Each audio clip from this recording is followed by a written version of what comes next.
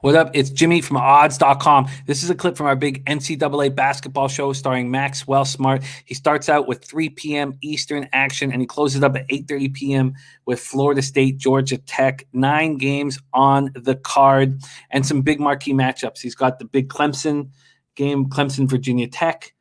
He's got the Illinois-Minnesota game on his card. He's got some exciting stuff. If you want to check out the entire show, hit the link on the bottom of the screen. It's available exclusively at odds.com. We move on to another 7 p.m. Eastern start. Western Carolina Catamounts, 6-1, 2-0 on the road at VCU Rams, 5-2, 3-0 at home. Stuart Siegel Center in Richmond, Virginia. Let's see what we can offer up from a market perspective. Can we offer up anything? Yes, we can. VCU, 15.5-point home favorites on FanDuel right now. That comes with minus 106 juice. This total at 147.5. Western Carolina coming off back-to-back overtime victories. Actually, their third overtime win of the year. But back-to-back overtime victories at home over Tennessee Tech and at North Carolina A&T. 104.98 in that game. They're averaging 87.4 points per game with 47.6% from the field and 14.7 assists per game. They have 3 players scoring 16-plus points per game in guards Mason Faulkner, Matt Halverson, and forward Xavier Cork.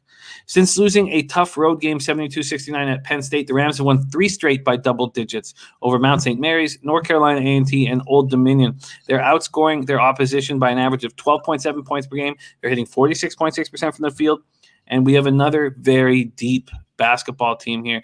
VCU has 11 players in double-digit minutes, led by sophomore guard Nashawn Highland, 16.9 points per game. Max, Western Carolina, VCU, take it away. Yeah, listen, Jim, this is an interesting spot for VCU. Like you mentioned, they've been pretty dominant, but they've been pretty dominant against teams that just couldn't score at the quality and at the quantity that Western Carolina can. Listen, when Western Carolina is a favorite, you should probably hold your nose, clench your ass, and probably take a cold shower before betting them. That's what I do when I think about doing that now. But in this situation, I got to be looking at Western Carolina in this spot. I will make a good case for VCU this way. Okay.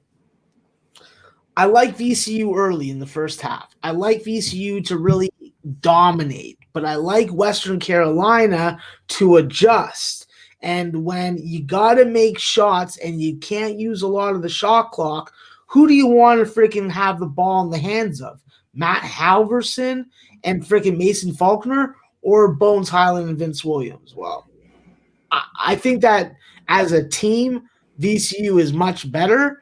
But when I'm talking about making some coming back from a deficit or cutting a freaking lead in half, those two guys can do it a lot faster and probably a lot more efficiently than the guys for VCU. But the problem for Western Carolina is VCU has just a very challenging defense. They force a lot of turnovers, probably around 18 to 20 a game. They pressure ball handlers, so don't be trying to hold that ball and try and dribble out, work the clock. Someone's going to take it away from you. This team's going to take the ball away from you 10 times a game sometimes. So the other thing with VCU that I like that is dangerous for any spread is that they make free throws. That is, as a team, they make 75%. And you know that Bones Highland's going to have the ball in his hand. He's going to have to make those free throws. You got to worry about Vince Williams getting hot from 3, which he's had a couple games where he's just gone off for 3 or 4 in a row. And if you allow that kind of stuff, that's going to be what kills your spread. I think in this game, it's going to be really hard for Western Carolina not to score some points. And I think with VCU and their defense and how they can get out in transition on the fast break, I think that there's going to be scoring from them as well. I think that VCU wins this game by double digits. I just don't think that they win it by 15. But for the show, I think that it would be negligent of me not to at least take a shot with this over. You have a Western Carolina team that is regularly and capable of scoring 80 plus.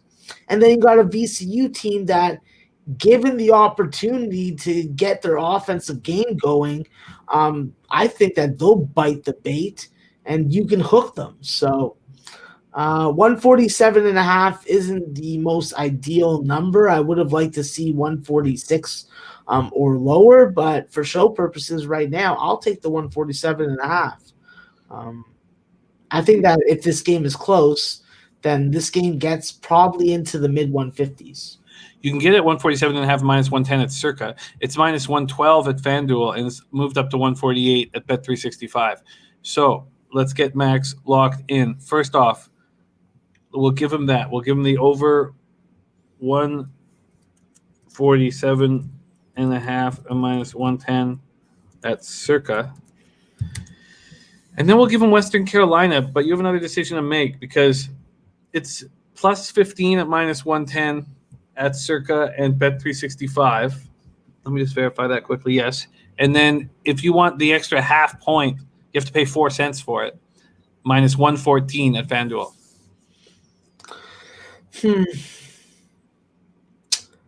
I think at this point, looking at the numbers, I'd probably actually hold off on the full game, thinking that I get value in the morning. Okay. But I want to also make a note that we're going to add VCU first half. So I'm going to split. I'm going to play one side, one half, and the other side, the other half. Wait for a better number. All right. So then what are you looking for? Okay, sorry. Let me just cut and paste this a little better. Sorry, I'm going to cut that from there and put it here. What are you looking at for a range for me to shop at? 7 to 9 in the first half for VCU. First half minus 7 to minus 9. All right. Very interesting breakdown. Very interesting game. Max, looking for a first half VCU spot between minus 7 and minus 9. A full game plus 15.5 or better. We're waiting. We're expecting to get a better number than that. And he's already on the over 147.5 minus 110 at Circa.